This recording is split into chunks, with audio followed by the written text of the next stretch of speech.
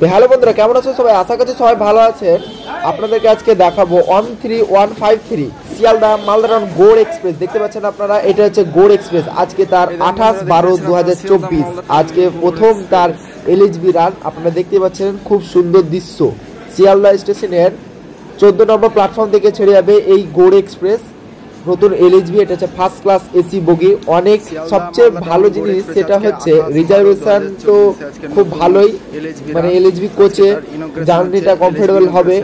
এবং তার সঙ্গে যে জেনারেল কোচগুলো আছে সেই জেনারেল কোচগুলো কিন্তু 4খানাই চেয়ার কেয়ার কোচ দেওয়া হয়েছে, যাতে মানুষ আরাম করে শুয়ে যেতে পারে তারা মালদা টাউন পর্যন্ত। তো দেখতে পাচ্ছেন খুব সুন্দরভাবে সাজানো হয়েছে ফুল দিয়ে। এটা হচ্ছে গৌড় এক্সপ্রেস। প্রত্যেকটা হ্যান্ডেল একটা করে ফুলের তোড়া লাগানো হয়েছে। স্লিপার কোচও আছে ভালো, আবার কিছু কিছু কোচ আছে যেগুলো পুরনো ভরে দিয়েছে। নর্থার্ন ফাউন্টার রেলওয়ের একটা কোচ ছিল, আমি দেখলাম। আর বাদ বাকি বেশিরভাগ কোচই 2024 সালে তৈরি করা কোচ। দেখতে পাচ্ছেন আপনারা শিয়ালদা স্টেশন দাঁড়িয়ে আছে। এটা হচ্ছে ইস্টার্ন রেলওয়ে পুরনো রেক 2016 সালের। দেখতে পাচ্ছেন আপনারা শিয়ালদা মালদা টাউন গৌড় এক্সপ্রেসের টাইমটা আপনাদেরকে বলে দেবো। এটা প্রতিদিন রাত 10:15 শিয়ালদা স্টেশন থেকে যাত্রা শুরু করে এবং সকাল 6:15 মালদা টাউন স্টেশন পৌঁছায়।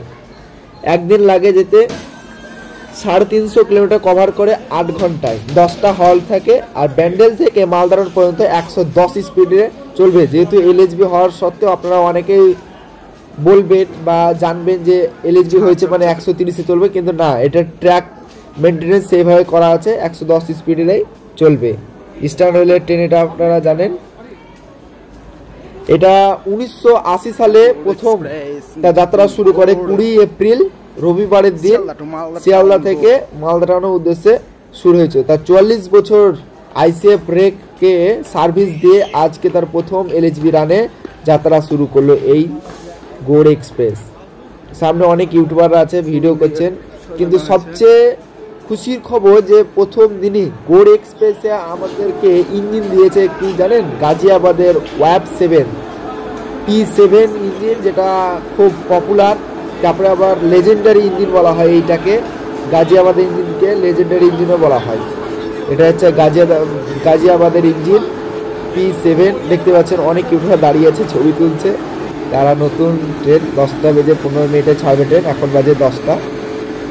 এই দেখছেন আপনারা, সিরিজটাও খুব ভালো। 30-36-5 ইঞ্জিন নাম্বার।